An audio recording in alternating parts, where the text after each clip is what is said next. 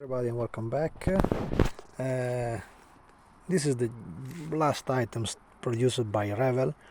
As you can see, they changed the box. That was a little surprising for me because it was used to that honestly kind of terrible boxes they had, with the opening aside, which I never liked. Instead they switched to this other type of box that is still not that steady like Tamiya boxes and so on, but is much better than what they did before. So basically they listened to us modelers, because all the community of the modeler was asking for a little better packaging for their nice model, piece by piece to your masterpiece, some motivating messages.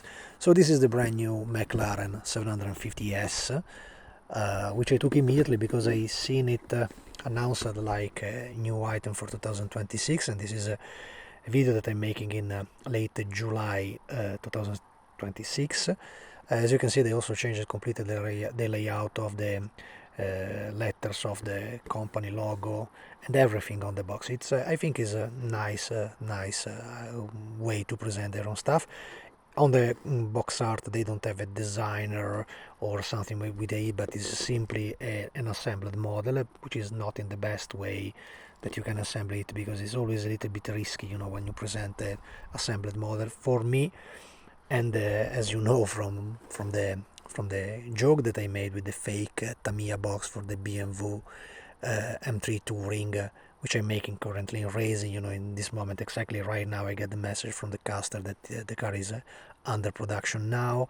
And I think it's always better to have a design box art like in the style of Tamiya. It is my favorite ever. So the choice to present the finished model is always the positive and the negative. Positive because they are very honest and see what it looks like when it is completed, but always, you are always, if you can go closer, you see that there is some spots that are not convincing, some stuff that have been built up a little bit in a hurry, probably from modelers engaged by the company somewhere around the world, probably in Germany, And inside the box I was really surprised, because you will find a solution which I personally don't like so much, so to color the box, the part inside in this orange, which reminds the original color of McLaren.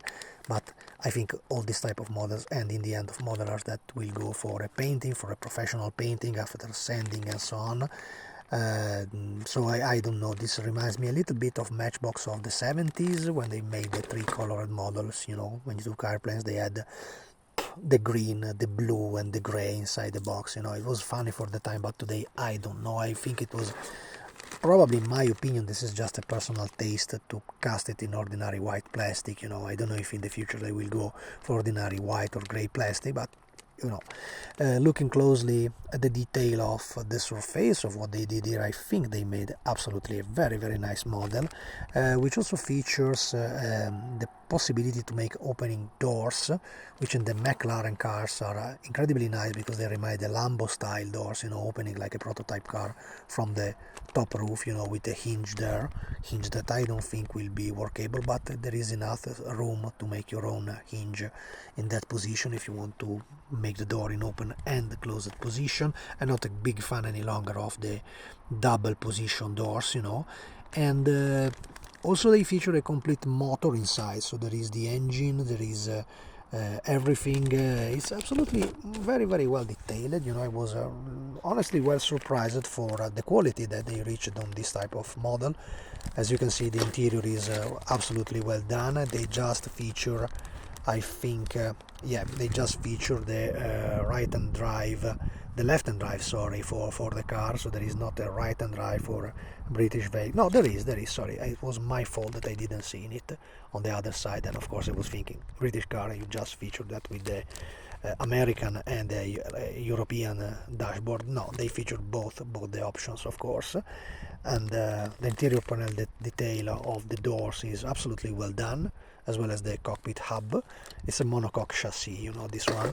And also the wheel, that always have been a critical point inside all the Revell kits here, look quite decent. They are under there, but they are molded in a decent plastic. It is not that thick like they used to be in other models from Revell. The same stuff you can find for the details of the tires, which constantly have been a little bit a problem in Revell model. The pattern of the tire is absolutely well done and well detailed also.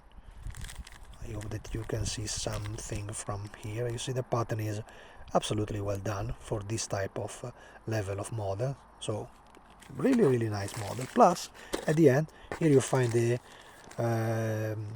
V8 that powered this car with the gearbox in the position, you know. This reminds a lot of the sprue that Tamiya used to do for their own model.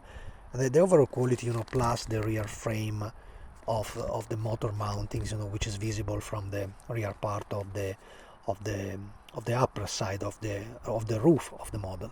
The same for the disc and calipers are absolutely well done. So the model is really a positive surprise from Revell, that this time really made a very nice model of the McLaren. I bought this car with the idea, we will see about it, probably to convert into a GT3 car, because I don't think there is any nice conversion available so easy. I didn't check honestly properly into 3D World if there is somebody that already made a 3D body for the McLaren 720S. This is a 750, so the main difference is just in the power of the engine, which switches from 720 horsepower to 750 in this version. But the GT3 can be a good option starting from this model to make like a conversion over the part. It reminds to me basically what they did at the time of the Ferrari 458, which I converted also in a GT2 car at the time, making a huge conversion of the body. And I like it so much to work with Revell Par because they have quite thick racing, you know, they are not so thin like the Tamiya stuff and so on, so they allow a lot of room for modification and sanding and aligning of the panel. I have to study properly the real difference, because the body became much wider, much larger. There is a lot of measures to take before starting a conversion like that. For now I just wanted to take the model and achieve it and make this quick review just to show the really, in my opinion, top-notch level that Revell recently earned with the last skill and the last technology that they apply in this type of model. This is a type of model that I hope companies like Tamiya can do in the future. They made the McLaren Senna, which I personally didn't like it so much, the model itself, not how Tamiya made it, but the subject. It was not in my cup. So for me this is much more interesting subject, and absolutely worth the money that they asked for. I just bought it from from Amazon, and I think I paid included, posted to my home here.